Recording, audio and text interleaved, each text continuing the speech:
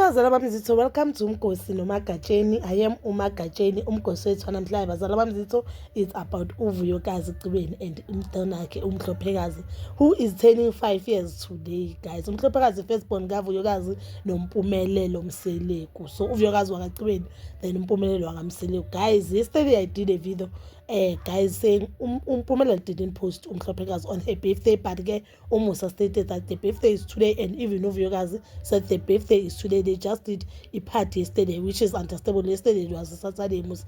I think it was a right day for everyone. Tomorrow umntwana uya esikolweni. So Vuyokazi posted this, guys. Happy 5th birthday, my beautiful daughter. We had an amazing Barbie themed party thanks to the incredible deco by Wapala from the Mabillionaire Deco company. You truly outdid yourself. Thank you so much. Ne? I'm proud of myself for pulling this off. I couldn't have done it without God's guidance and strength. Thanks to everyone who celebrated with us, guys. Wapala blessed Barbie party. Happy birthday, Mzugulu from Makumalo Tobileke. Happy belated birthday. Gogo ne, obviously abantu who commented there. But guys, one thing I have noticed about Umpumelelo no Vuyokazi, Umpumelelo doesn't seem to be a party yomntwana, to be a party nje empilweni yomntwana, because I have never, if uVuyokazi, I think if uVuyokazi Umpumelelo bengamsiza, or he was financially there, even not physically but financially, I think uVuyokazi bekazoposta ukuthi mina nobabakho, or even na Umpumelelo bekazoposta the birthday party pictures, then abhale eyakhe message, but to show that he was not part of the party, so, or he didn't contribute towards the party.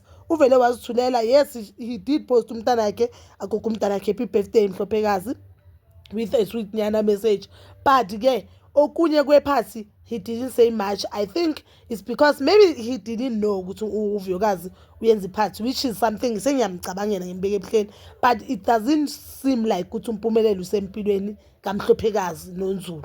It seems like uMpumelelo uyenze le style esenza bobaba banganangcondo othi okay njengoba bahlala nomama wakhe kibo mama wakhe mababone bayenzani. And mina inkinga yami i1 kuyo yonke le situation, I don't know why uMusa Mseleku uthini ngokuthi uMhlophekazi ahlale there. We know that bake basho ukuthi uMusa Mseleku indaba ukuthi uVuyokazi athatha umntana yamhetha kakhulu, but it seems like akathathi any action, because even if umntana ahlala kibo mama wakhe, the least that they could do yesterday ukuthi bayi-attend the party omntana. I mean, like, they are rich, they do have money, so bebangaflyer babhukhe somewhere ba-attend the party omntwana babuye.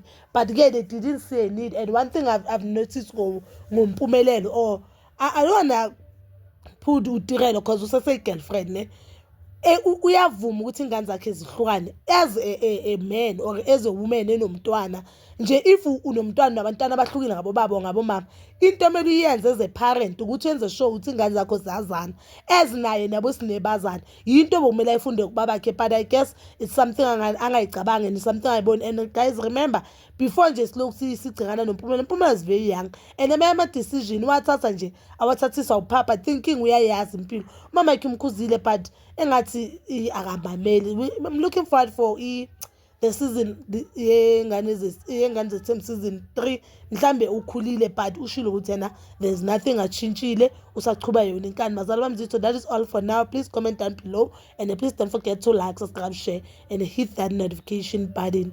Nginithanda ukuya nokubuya. 3, 2, 1. I'm not the birthday girl, I'm the mommy's friend. I'm not the birthday girl, I'm the mom. Yes. I'm not the birthday girl, I'm the birthday girl's auntie. I'm not the birthday girl, I'm the aunt. I'm not the birthday girl, I'm the mom makeup artist. Yes! Oh, nice. I'm not the birthday girl, I'm the event planner.